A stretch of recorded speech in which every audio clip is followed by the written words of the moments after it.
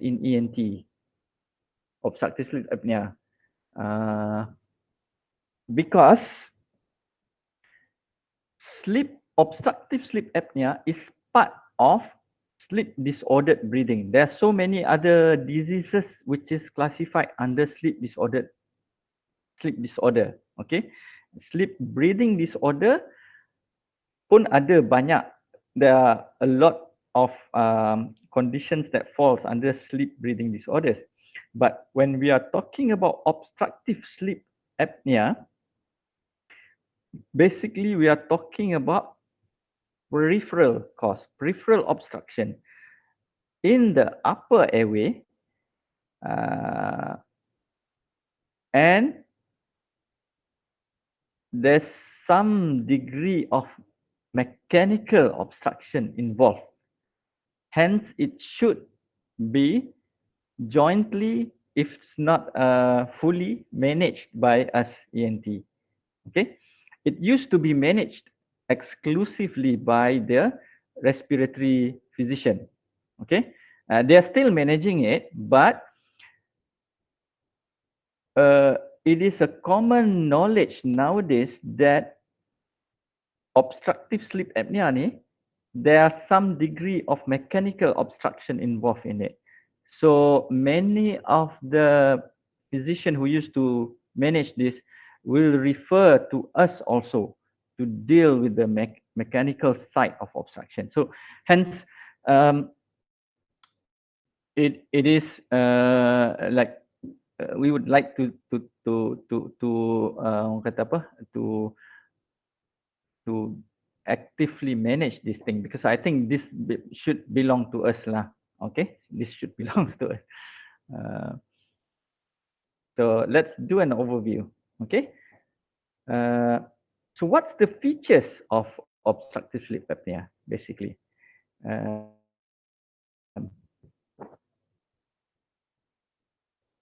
It's a condition whereby there is an obstruction. When you go to sleep, you have respiratory obstruction. And often the most common symptom are snoring. Okay.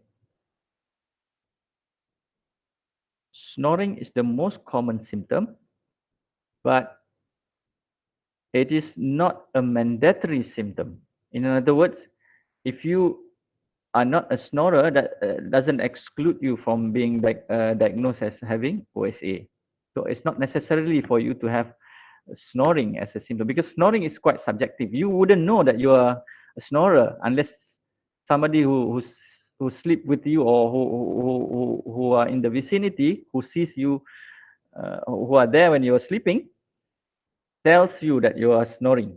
Then only you know. Okay, you yourself wouldn't know that you are a snorer or not. So it's quite subjective, but it is the commonest symptoms. The commonest symptoms of OSA, but it's not a mandatory symptoms to have. It is often manifested, the obstruction is manifested as apnea and hypopnea. So what is apnea? What's apnea? Stop breathing. Okay, cessation of breathing at least 10 seconds or more. Involuntary cessation of breathing at least 10 seconds or more. What is hypopnea?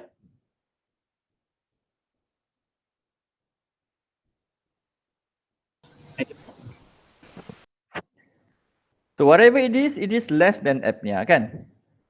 So it is a reduction in the basically in the volume of breathing. So it is an abnormal. We take it as an obstruction when you are breathing less than the normal capacity you are breathing. Let's say you are a male adult. You're an adult male. You should be breathing like 500 mils at one time. You know, that's your normal capacity of breathing. But say at that point, at one point of the time, you are breathing less than 50% of the normal capacity. So you're breathing, say, only 200 mil at that time. So this is considered as having a hypopneic event. So the definition in textbook of hypopnea is a reduction by 50% of the normal capacity of breathing. That is a hypopneic episode or hypopnea. But for the purpose of diagnosing or obstructive sleep apnea, we make it a tighter. The definition of hypopnea in this situation is a reduction by 30% of normal volume of breathing is considered as having a hypopneic event. Okay, hypopneic event.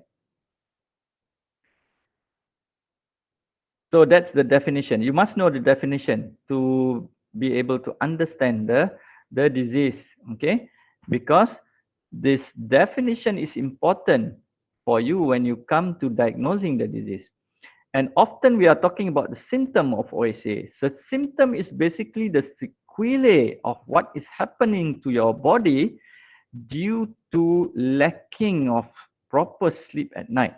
Okay, so you have a day symptom pertaining ataupun as a sequelae of the night symptom as a result of inadequate sleep or inadequate proper sleep or recurrent obstruction during sleep, you get a sequelae of symptoms during the day. So how prevalent is this disease? It is quite prevalent. Snorer, adult who snores, almost 50% of adult male above 60 years old snores. Okay, so a significant portion of these snorers have OSA. And it is true also for 30% of women above 60 years old. They are also snorers. And a significant portion of this also have OSA. Okay, so the incidence of snorer or snoring and obstructive sleep apnea is increased with age. The older you are, the more prevalent for you to be snorers. Because why? Why is it related to age? Why do you think older people snores more? It has something to do with the laxity of your muscle, upper airway muscle. You know, as you age, same like your skin, your muscle of respiration, your muscle in the upper airway also tends to collapse. Kendo. You know what kendo means? Ibrahim, you know what kendo means? No. No? Anybody can explain to Ibrahim? What's kendo in English? Flaccid? No. Is it? Yeah, maybe. Placid is immature, but this is over mature, you know. You know, the skin is tight when you're young. As you age, it becomes kendo. So what's kendo then? Flabby? Huh? Flabby, yes. Flabby. Yes, that's the word I'm looking for. The flabby skin and the flabby muscle, you know, everything tends to collapse readily. So imagine your soft palate, for example, when you get older, it's less tense. When you're younger, it's tense. So when you grow older, it becomes a bit more lax and lax. So it tends to be kendo and kendo or flabbier and flabbier. So it tends to collapse more readily than the younger people. Okay, so as you're forcing your way to breathe, these things tends to collapse even further, and hence you get this snoring. Snoring is basically the vibration of the upper airway, most commonly at the level of the soft palate and oropharyngeal inlet. Okay, so that's the common site for obstruction in the patient with obstructive sleep apnea or in the snoring individual. So it increases with age. However, the severity of the disease OSA is is more severe, or it affects you more if you get this at a younger age. Okay, this slide is quite important, yeah, because it shows you, studies have shown nowadays that the younger you are with obstructive sleep apnea, the more effect of this disease on you. You know, when you're talking about obstructive sleep apnea, it is basically a cardiovascular disease. That's why it is really dangerous. Okay? Sleep apnea affects you because it is basically belongs to the cardiovascular medicine. The risk of having a hypertension, diabetes, heart disease, stroke are the same with all other cardiovascular diseases. If you have OSA, you are at risk of having all this cardiovascular risk of cardiovascular mortality. The same with other cardiovascular diseases. Okay, if you get me, right. In other words, it is the same risk of dying from hypertension, heart attack, stroke, etc., etc., etc. Because OSA affects you the same like all these diseases affected you, affected you or affecting you. And they found that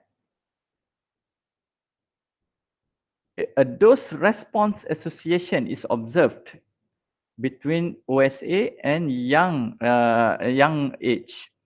Okay, to illustrate to you, let's say that you have a group of people, you guys in your 20s maybe, half of you with OSA and half without OSA. Those with OSA is 10 times at risk of dying from cardiac mortality compared to those without OSA at your age. But let's say you are now in your 60s. All of you in your 60s, half of you have OSA and half doesn't have OSA. The risk of dying from cardiac mortality when you are 60s are the same, although half of you have OSA. Okay, so the risk of mortality increases dramatically the younger you are with the disease.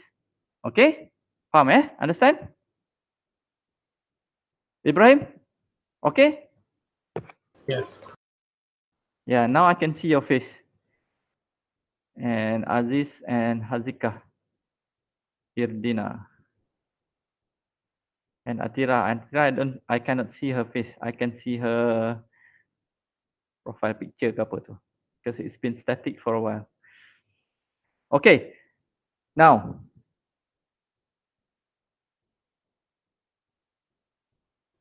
it's highly prevalent, yeah. I told you just now, over 50% of the elderly people above 60 years old snore. Okay, so a significant portion of them have OSA. We've done studies. We also contributed to this, medical literature. We've contributed several papers to medical literature too. And in our population, we studied our population, which it is shown that in Malaysia, if we compare with the rest of Southeast Asian population, we are slightly higher in terms of prevalence of sleep apnea, snoring. Why? Because the other risk or the biggest risk for OSA is what? What's the risk factor of OSA? Smoking. Huh? Smoking. Smoking? Obese. Yeah, obesity. Yeah, obesity is the most significant risk factor for snoring and sleep apnea, basically. And uh, we are among the obese nation in the world, in fact. Okay, so if we compare ourselves with Thailand, with Indonesia, we are slightly higher than them. Then we are maybe at par with Singapore, or maybe it's a notch higher than Singapore in terms of prevalence of sleep apnea, because we are the obese nation. Yeah. But it's okay because why? Obesity is prosperity, betul tak? No. Okay. So obesity is prosperity. Hence, we are obese and we have higher prevalence of cardiovascular related diseases, and one of them is obstructive sleep apnea. Another risk factor is okay, not another risk factor. Another thing about we Asian as a whole, if we compare between Asian and the rest of other ethnicity, let's say we are comparing us Asian with Caucasian, with African American, or African nation, with Arabs, we are slightly higher. In fact, Asians are slightly higher prevalence compared to Sheikh Yahya Arab. Why? Why are we higher in terms of prevalence? Smaller size Of what? of I don't No? know. If you compare your nose with Dr. Yahya, of course, is twice higher. Pretty bigger. But bear in mind, most of the time obstruction is not in the nose.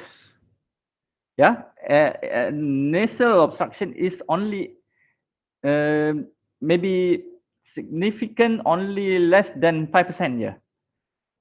The most significant site of obstruction is in the soft palate and oropharyngeal area.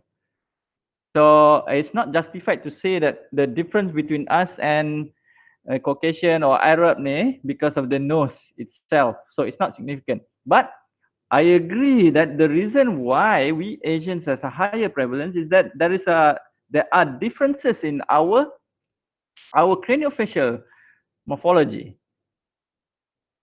but not the nose on itself. It is the mid facial area, which is the area between the eye and the mouth.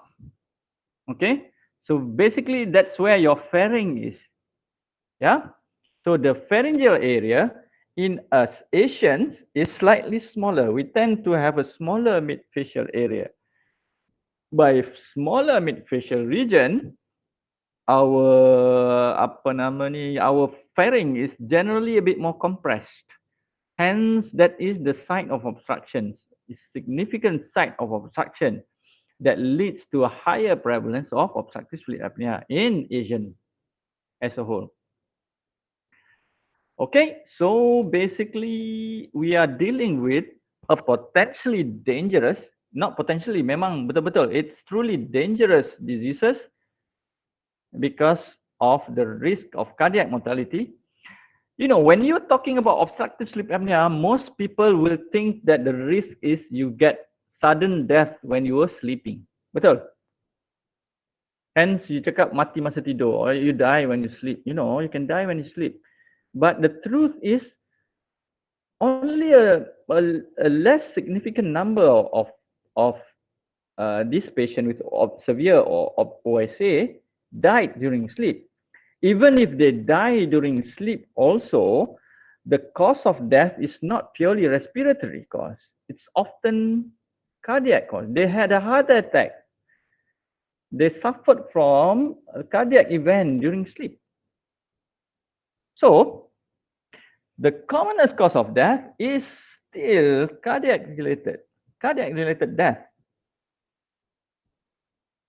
So we are dealing with a potentially common, not really potentially, very common condition, and most of them are still undiagnosed. You know, diagnosis of sleep apnea requires for you to undergo a sleep study, which is not really readily available. Nowadays, it's quite available, but we are talking about 10 years ago, it's not readily available. Um, so many of us are underdiagnosed, and you're dealing with a time bomb. Basically, many of us are walking time bomb. You know, they have characteristics of OSA, but yet they are not tested and not diagnosed and not treated lah. So you're dealing with potentially fatal condition, and it's in the community. It is even more more prevalent than hypertension and diabetes. Snorer, elderly people snoring, there's a lot of them. Over half of them are snorers. So it is highly prevalent and a potentially dangerous situation or condition. So hence, it is on itself, it's quite important to be discussed. Okay, I'll skip this because you can always read. Oh, this is our contribution to the medical literature. Also, we studied the association between sleep apnea and young adults with hypertension in our population. We've shown that in this study that it is significantly associated. The more severe the OSA is, and the more uncontrolled the hypertension is. Okay, the more you uh, ada doktor ni tak ada samping gua tak ada. Sekejap. Okay, okay. Yeah. Sorry, I'm running the clinic at the same time. That's why many people are involved with the exam. Okay. We found that the more uncontrolled your sleep apnea is, then your hypertension also becomes uncontrolled. So next time, remember, when you're dealing with hypertension, uncontrolled hypertension, what is the definition of uncontrolled hypertension? When you have hypertension on several medication and still the BP is not well controlled, and that's uncontrolled hypertension. And so you should look for one of the reason why you have uncontrolled hypertension is you have undetected and untreated obstructive sleep apnea. That could be the cause. And if you treat them, then it can greatly help your patient, yeah, to control their hypertension. Okay, let's talk about pathophysiology of this disease. How do you develop obstructive sleep apnea? Okay. In this patient, most of the time when they go to sleep, their airway becomes unstable. Either they have a definitive mechanical obstruction or not. But somehow or another, they have obstruction in their airway. So they have this apnea, hypopnea, and then asphyxia. They choke during sleep. So this may alter their blood gases. CO2 naik, CO2 raise, oxygen low, and then this triggers their respiratory center to force them to breathe further. And when they are breathing through the narrow and collapsed airway, this condition will become more worse.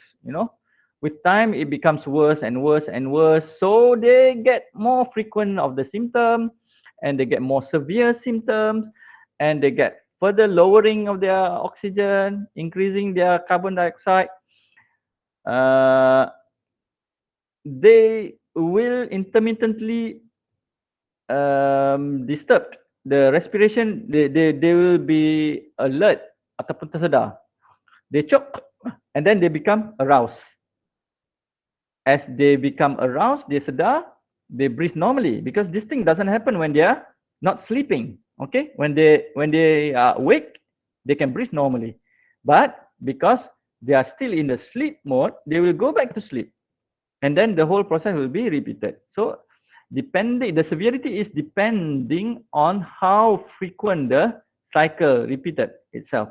The more frequent obstruction they get, the more severe the disease is. Okay, I want to ask you one thing. How do you think that obstructive sleep apnea is a respiratory punya orang kata apa symptom, kan? All these are respiratory symptom, breathing, obstruction, blah blah blah. But how does it associate? How is it associated with cardiac? Orang kata apa? Cardiac mortality. How do you get cardiac complications with OSA? What's the pathophysiology?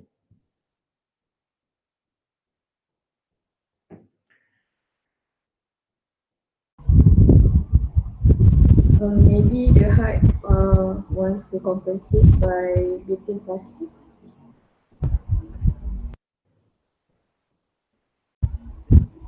The heart Uh-huh. will compensate by beating faster. By beating faster. Yeah. But why the heart needs to compensate? Why the heart needs to work harder? because the body detect low in oxygen level. Okay, that's good.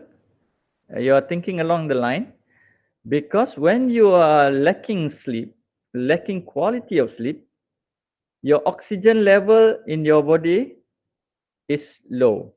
Okay, you need oxygen. Why you need sleep? Why human need sleep? Why?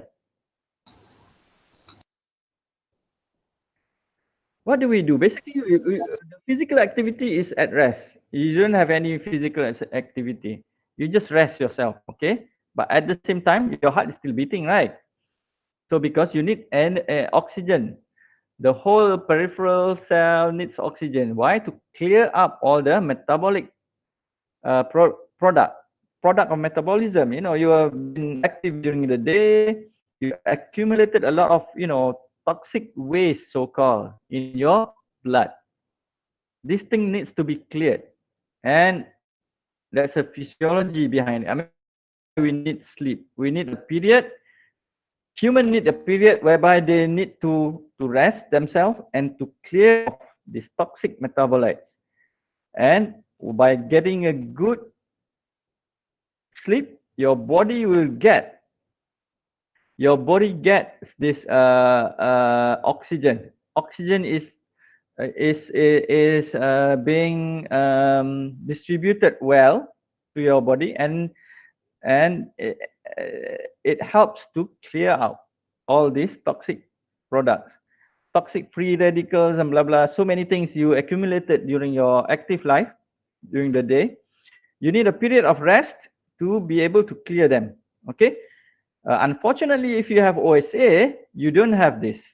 Okay, because your oxygen level is inadequate, so you don't clear out all these uh, toxic material you've developed in your body, not cleared. And the first thing this thing can do to you, the accumulation of the toxic waste, oxygen free radicals, blah blah blah blah, is it can damage the smallest of the blood vessel in your body, the microcapillaries. Okay, in particular the tunica media. The layers of the blood vessel. The middle layer is tunica media. That's the part in your capillaries that gets damaged by this accumulation of toxic substances in your blood because you fail to clear them during your sleep. Okay, so once this gets damaged, it started in that micro capillary. When the micro capillary gets damaged, gets diseased, then it's the beginning of the cardiac complication. Your heart needs to pump more blood because of the lacking in oxygen. It needs to circulate the oxygen many times. So the heart tends to pump harder, and the damage in the capillary walls will send emboli. Okay, you get stroke, you get heart attack, you get myocardial infarction, you get damage to your adrenal gland, to your organs, to your kidneys, blah blah. You get higher chances of getting diabetes. Yeah. So all these are, the these are how you can explain the association between respiratory and cardiovascular complication. Okay.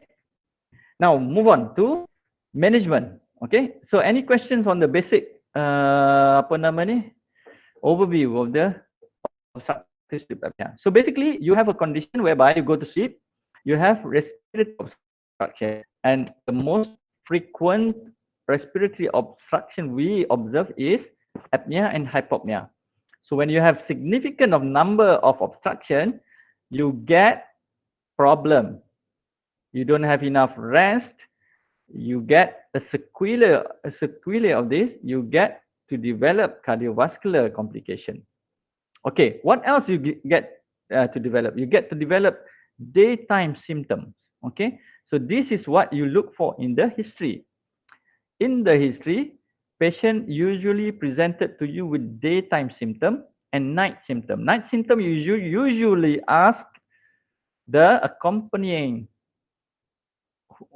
siapa-siapa lah, whoever that accompany the patient, either parents ke, if you're not married, if you kids, or spouse. Yeah, often we get referral, and it is the spouse who refer their husband or their wife to you.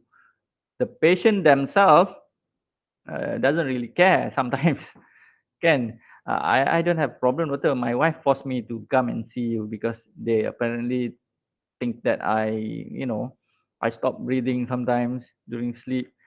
Uh, and when the wife recorded and show it to the husband, then it makes them a bit more, urgent to see you.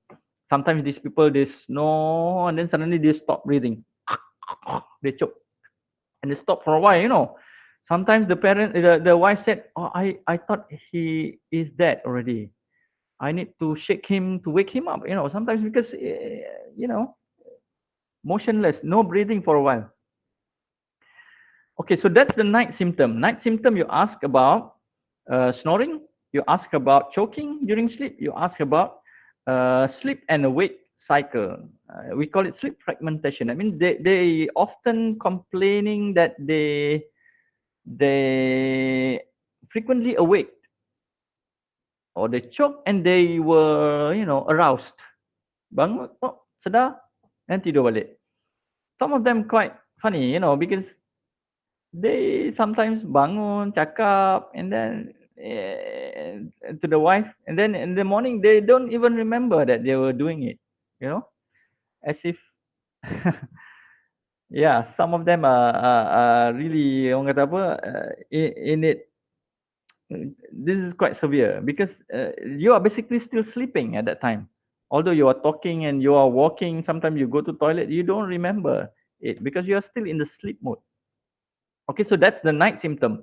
Day symptom, you should ask about daytime hypersomnolence. What is it? Excessive daytime sleepiness. How do you quantify excessive daytime sleepiness? You can just refer to the normal people, like you consider yourself a normal individual, and you ask your patient, are they falling asleep in this?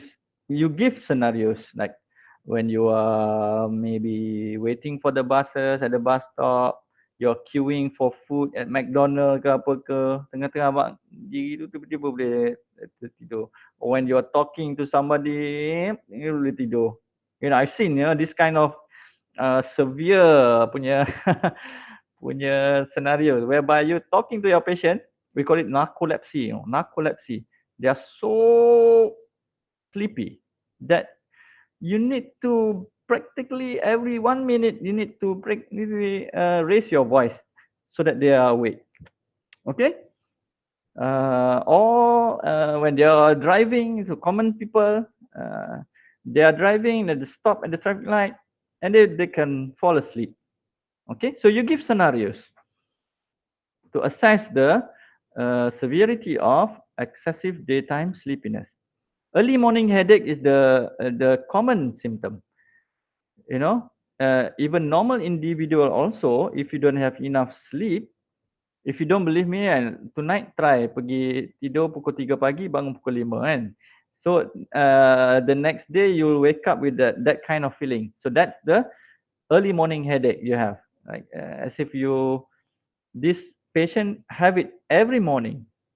They were sleeping but they feel that they don't have enough sleep. Okay? You feel macam groggy, tak tidur lah, macam tak tidur. So this patient will have an early morning headache. It can affect you socially. This used to be a social disease.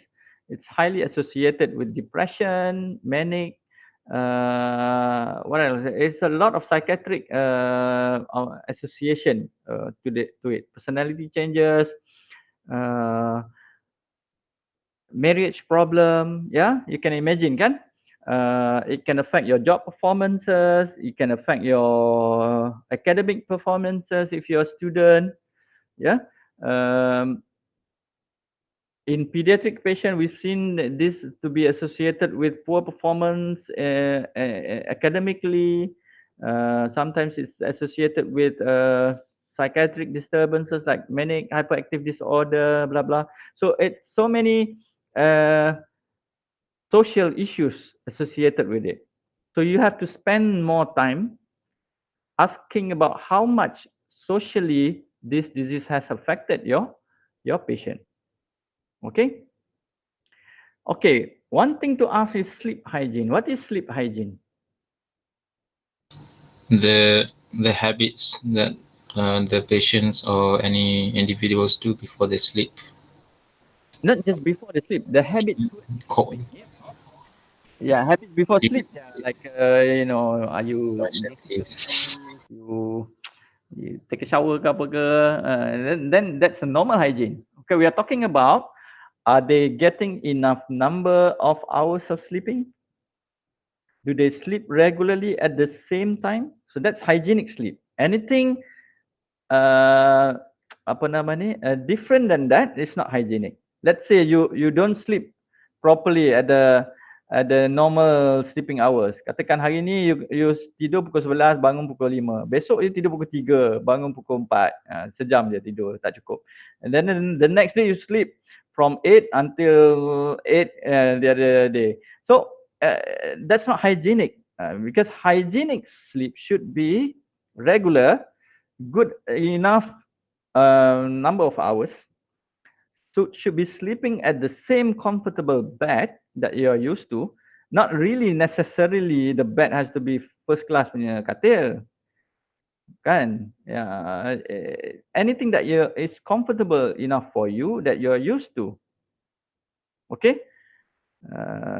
For example, some people are used to sleeping on the hard surface atau kayu balak ke apa ke. You ask about any people who used to not having any tilam ke kat rumah, dia tidur atas lantai kayu. Then that's the most comfortable bed for him or her.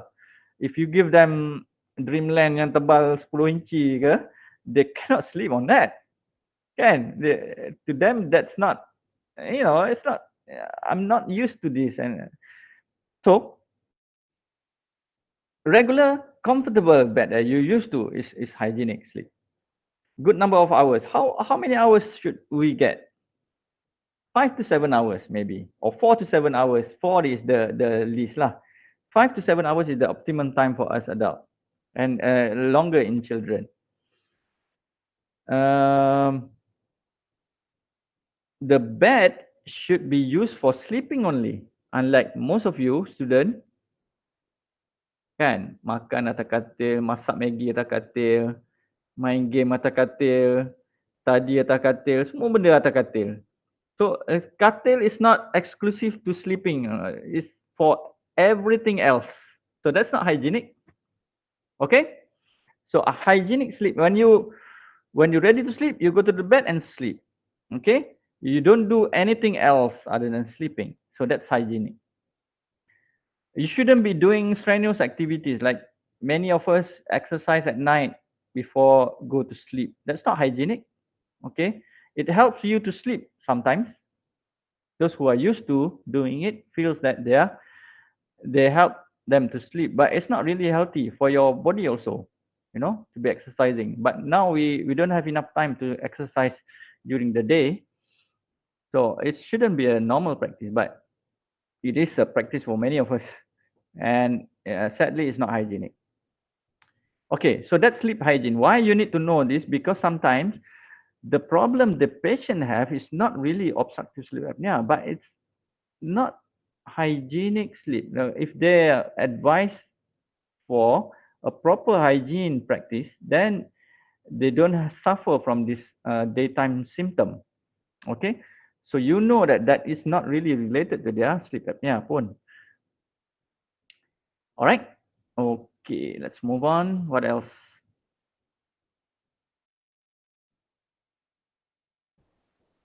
Now, is it stuck? Okay. So you do examination.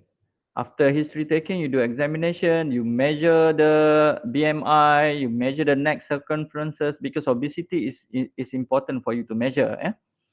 You do proper blood pressure, pulse rate, examination. You do cardiovascular, respiratory examination proper because this is associated with them. And then the quite important for you to do a proper head and neck, in particular upper airway assessment. So it is mandatory to assess the upper airway. So that's why we think ENT should be managing this condition more. Why? Because if you've been to our clinic, you see that we can do this. It's a bread and butter of our practice to assess the upper airway. We can just pass the scope and then we can assess if there is any obstruction in the upper airway, we can detect them. Okay? So it is important for you to do flexible nasopharyngeal laryngoscopy. Yeah, because you can tell whether the patient have upper airway obstruction or not, whether they have a big tonsil, big adenoids, redundant and collapsed soft palate, whether they have nasal obstruction, either septal deviation, enlarged hypertrophic inferior turbinate, blah blah blah. So many things you can look for and document it. Okay, so you document any sites of upper airway obstruction from the nose until the larynx. But to confirm the diagnosis, it is mandatory for you to have a test called PSG. What's PSG? Or sleep study, we call it. polysomnography. Polysomnography. That's the sleep study. So polysomnography, yeah. So without polysomnography, you cannot confirm the diagnosis of sleep apnea. So what's polysomnography? It's basically a measure of apnea hypopnea index. In order for you to get the index, apnea hypopnea index, you have to have all these parameters measured. Okay, you don't have to memorize this, but it is quite important for you to get the idea what I'm talking about. Okay, forget about other indexes. We concentrate on apnea hypopnea index. So what is the apnea hypopnea index? It is the number of apnea and hypopnea in an average of 1 hour of sleep. If you have apnea and hypopnea index of more than 5, then you have obstructive sleep apnea. So here is the diagnostic criteria. So how do you get the apnea hypopnea index? Is that you manually calculate it from these parameters you examine or you measured during patient sleep. So patient has to be monitored and measured with all these parameters when they are sleeping. They have to sleep at least for 4 hours or more. Okay. Kalau tak cukup tidur, if it's not enough, then the result is not valid. Do we induce the sleep or we the sleep normal? A sleep shouldn't be induced. It's a natural sleep. Okay. Okay. That's why if you do it in the sleep lab, it should be optimum condition. The room has to be well prepared for sleeping lah. It should be a 5-star lab for sleeping. Yeah, the tilam has to be right. Tak ada kutu, tak ada bugs, anything. Well air conditioned. Lighting has to be right. You know, romantic sikit-sikit supaya senang tidur. And apa lagi? All the it has to be a 5-star suite for sleeping. That's the normal setup for sleep lab. But if you do, we also do home study because some patients prefer to be done at home, and because they are used to be sleeping at home, so it is also proper to be done at their home. You know, some people given this luxury of sleep lab, they cannot sleep. Takut hantu lah, apalah, macam-macam lah. These people. Again, why not we go to their house and they sleep their normal comfortable bed they used to sleep. So it's proper also like that. Okay, so what you want is to get the number of apnea and hypopnea index. So in the end, pagi besok you see all the parameters and you identify the number of apnea and the number of hypopnea and you divide it by the number of hours of sleep and you get AHI. So anything above 5 is diagnostic. 5 to 15 is mild, 16 to 30 is moderate OSA, more than 30 is severe OSA. Okay, so understand or not? Okay, if you have any question, you can ask me now. So basically, that's all about diagnosing OSA, step-by-step management until diagnosis. So before we go on to management of OSA, are there any questions? Doctor, when you mentioned the number, is it the times that he have apnea and hypopnea, both of them, or just one of them? No, no, no. One of them. You cannot be having apnea and hypopnea at the same time because the definition is different, right? Apnea is total absence of breathing. Hypopnea is um, like you have a reduction in the volume of breathing. So I know any one of them. By the definition we've already defined earlier, apnea is voluntary cessation of breathing, involuntary cessation of breathing for 10 seconds or more. If you see that, then it's apnea. So you calculate every apneic episode throughout the sleep, and every hypopneic episode you added both and you divide into the number of hours of sleep, then you get apnea hypopnea index. Understand? Yes, doctor, understood. Thank you. Okay, so you can get mild, moderate, or severe OSA. Okay, any other question?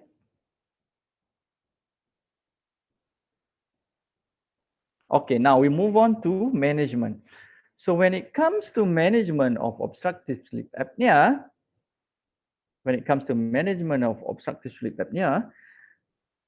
I'm based on the three factors. Okay. So before I go on to surgical, the management of sleep apnea can be divided into surgical and non-surgical modalities. Okay. So before I go on and discuss about management, I'm based on the management. I choose my management based on the three factors. What are they? One is the age of the patient. I tend to be a bit more aggressive in a younger age. Why? Because we've already discussed that younger people is more affected by the disease, right? It's older people, I tend to be less aggressive. I tend to offer them surgery and all more aggressive treatment in the young.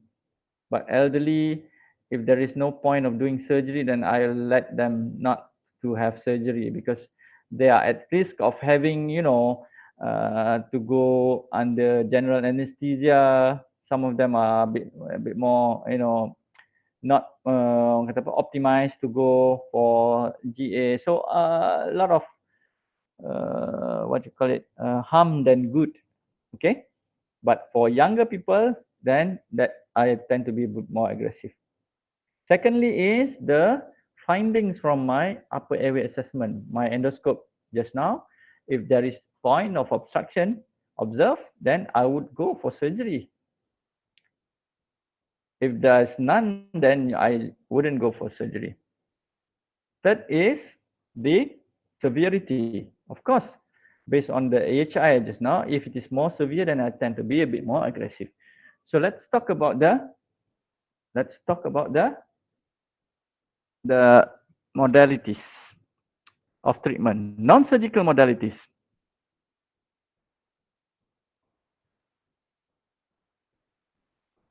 Weight loss.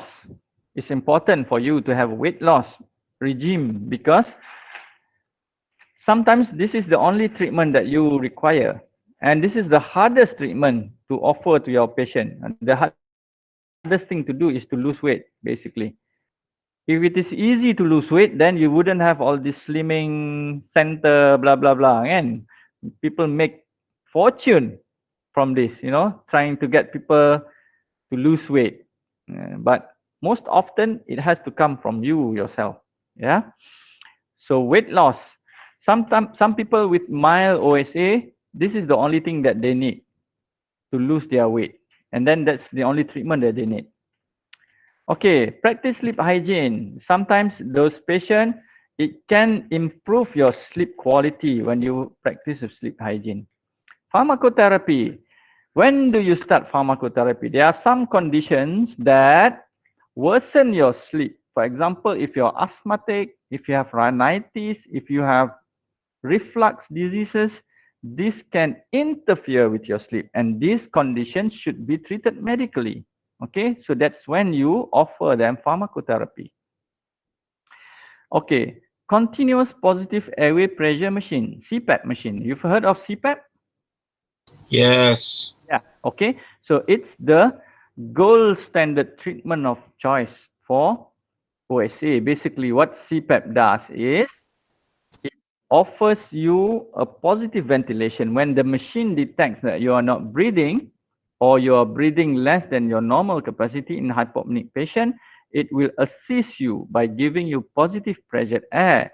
And most of the CPAP machine nowadays are so good that the patient doesn't even realize that they are being assisted by this machine. Some of them really like this.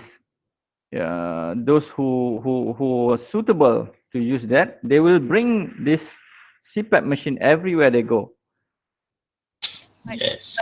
CPAP machine, they will feel terrible because the next day they feel all the symptoms they used to have. Okay, so they'll bring it everywhere. Most of the CPAP machine now are so good. It's so small, highly portable. The mask comes with a very nice padded mask. That we used to have a lot of problem with the mask before. It's so tight, ketat sangat sampai ada bekas. Ada bekas kat muka. So when the patient goes to work pun malu, kena pakai mask pula. At that time tak ada COVID lagi. So when you wear mask during the day because you want to hide your mask mark on your face, that's quite humiliating lah. Okay. So we don't have that problem anymore now with the newer machine. Okay. So continuous positive airway pressure machine should be offered for everybody basically. The problem is when the patient ada mechanical obstruction, anatomical obstruction, they normally cannot tolerate CPAP. Why would you think so? Because when they are anatomically obstructed, you are forcing the machine to give a higher pressure oxygen to overcome this obstruction. And often with a higher pressure setting, the patient cannot tolerate it. They can complain. They will complain that the machine is the pressure is too high. They feel lemas or they feel uncomfortable. They frequently awakened by the pressure from the machine. Okay, so that's the limitation of the machine. When you have that situation, then you have to send patient for surgery first before you give CPAP. Okay, oral appliances is the thing that is famous among the dentists. Sometimes we refer to dental people if the obstruction is purely in the oral cavity. Sometimes they have a small jaw, hypoplastic mandible, protruding jaw sometimes, ataupun receding jaw, receding chin. So you can custom made an obturator to push the jaw forward. So they wear them during sleep to prevent the tongue from falling backwards and obstruct the airway. So maybe this is not the common treatment, Maybe once or twice a year, I will send this patient to my dental colleague, those who really needed these oral appliances. Okay, we talked about CPAP. That's the photo of CPAP, by the way. This machine is a standard machine. Nowadays, they come up with a smaller machine by the size of your But iPhone ataupun external hard disk. External hard disk is the same size like your iPhone kan. So it's that size now. So you can imagine that it's highly portable. You can bring it everywhere. Okay. So another treatment is surgery. So when to send patient for surgery? If they have a definitive anatomical obstruction, big tonsil, big adenoid, obstruction at the soft palate, septal deviation, hypertrophy turbinates. These are the common sites of obstruction, and you can send them for surgery. I tend to send patients for surgery if they are younger, and of course, they have to have this anatomical obstruction lah. So I wouldn't talk about sleep surgery. We call it sleep surgery. When you do this common surgery for treatment of obstructive sleep apnea, then you can term it as a sleep surgery. I wouldn't ask in any example. I have it in my slide. If somebody is asking for the slide, I will send to your email.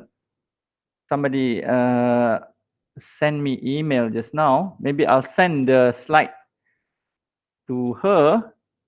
Anis, Anis kan? So I'll send an email to Anis. These slides I send to Anis, and Anis can distribute to any one of you who wants, who still does not have this. And you can go through these types of surgery we commonly do for. There's so many of them. I just include them for illustration purpose in my slide. But if you are interested, you can have a look and read basically. So to summarize this, we talked about tracheostomy earlier. So some patient requires tracheostomy, especially those who have multiple site obstruction is not curable with multiple site surgery. So normally we put some tracheostomy in those patients.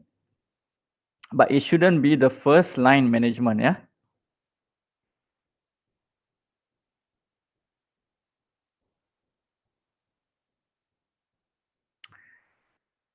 Okay, so to recapitulate again, sleep apnea is common. It's life-threatening because of cardiac association and cardiac mortality. It belongs to the cardiovascular group of medicine. Okay, it should be managed by ENT rather than other discipline. You know, other discipline also manage like respi, psychiatrists also manage, dentistry, but none of them properly assess the upper airway like we do. So you can imagine that we should be the one who in the front line team to manage this lah. You see, we are not that rajin pun, and you know, but yeah, these cases should be managed by us lah. Okay. What else? You should know about apnea hypopnea index and how we derive them from sleep study. And you should know about the definition of apnea hypopnea. Then only you can understand why we go for apnea hypopnea index. And you should know about how we do history taking, what's in the history that you should look for, examination that we should do, and assessment that we should do, sleep study, and then how we manage the patient. Any question? If you have any question, you can ask me. Hey, Prof. salam. Boleh. Masuk. Boleh. Masuk. So any of you have any questions, you can ask me. if you don't have any questions, then that's it. Maybe if I can send now before I forget.